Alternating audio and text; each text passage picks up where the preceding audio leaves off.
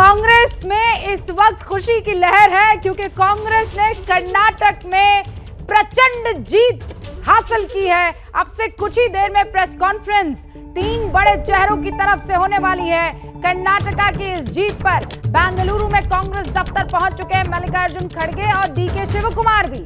थोड़ी ही देर में कांग्रेस की अहम प्रेस कॉन्फ्रेंस शुरू हो जाएगी। सिद्धारमैया भी वहां पर मौजूद रहेंगे। ये कुछ देर पहले की तस्वीर है जहां पर मल्लिकार्जुन खड़गे आपको गाड़ी में बैठे नजर आ रहे हैं। वैसे आपको ये बता दूं कि डीके सुरेश जो कि कांग्रेस बेंगलुरु ग्रामीण से सांसद हैं, उन्होंने अपने भाई के सीएम बनने की इच्छा जताई है। कर्नाटक के सीएम पद की दावेदारी पर अब हलचल कैसे तेज हो गई है उसकी बानगी आप देखिए।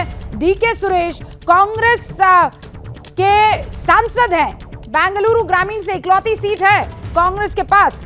वहां डीके शिवकुमार के भाई सांसद के तौर पर मौजूद है उस सीट पर। उन्होंने कहा है कि भाई को अगर सीएमशिप मिलती है, मेरा भाई अगर सीएम बने तो मुझे खुशी होगी। कांग्रेस सांसद डीके सुरेश की तरफ से प्रतिक्रिया आई है।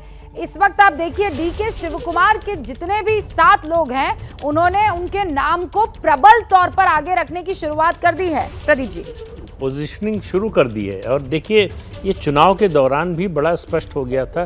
बल्कि सिद्धारमैया ने खुद ही कहा कि हम दोनों मुख्यमंत्री बनना चाहते हैं, लेकिन ये पार्टी हाईकमान तय करेगा कि कौन बनेगा।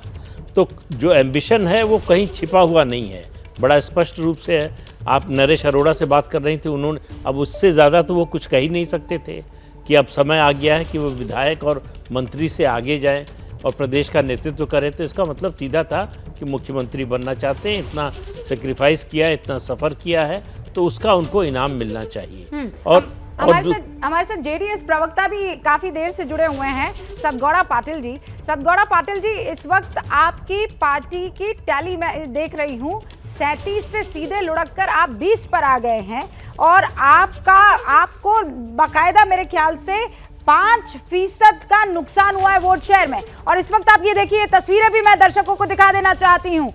जगह जगह बैरिकेड्स लगे हुए हैं क्योंकि तादाद में कांग्रेस के कार्यकर्ता ढोल नगाड़ों के साथ पहुंच रहे हैं कांग्रेस दफ्तर। इस वक्त आपको ढोल नगाड़ों की आवाज सुनाई दे रही होगी। बड़े बड़े नेता इस वक्त वहां कांग्रेस दफ्तर में मौजूद है। बेंगलुरु की यह तस्वीर है। लोग वहां पर जश्न मनाने के लिए इस बड़ी जीत पर, इस प्रचंड जीत पर पहुंच रहे हैं। और यहीं पर अब से कुछ ही देर में इन तीनों दिग्गज नेताओं की प्रेस कॉन्फ्रेंस होने वाली है।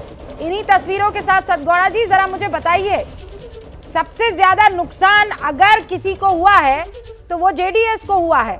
जेडीएस ने अपनी तमाम सीटें जो हैं वो कांग्रेस के खाते में डाल दी।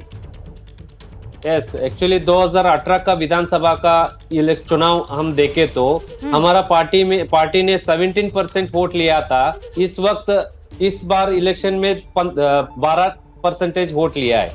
वो सब वोट में भी कांग्रेस पार्टी को मदद होगा। वजह क्या है? वजह हम तो लोकल इश्यूज और हम जो पंचरत्न योजना का कुछ स्कीम्स था उसके हिसाब से हम गए थे, लेकिन कर्नाटक राज्य का लोग है वो लोग उसको एक्सेप्ट नहीं किया। इसका वजह से आपको तो मालूम है दोनों राष्ट्रीय पार्टी है, वो दोनों राष्ट्रीय पार्टी सिर्फ धर्म के बीच में वो इश्यू उगाल दिया था। तो आप ये कह रहे हैं कि ये जो पोलराइजेशन हुआ है इसमें बीजेपी को भी फायदा हुआ, कांग्रेस को भी फायदा हुआ, बीच में पिस गए आप।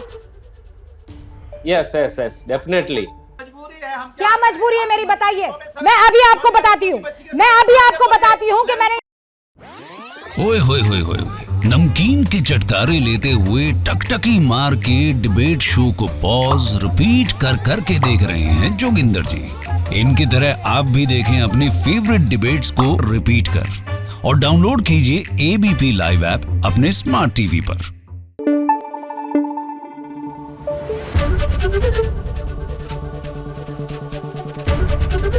एबीपी न्यूज आपको रखे आगे।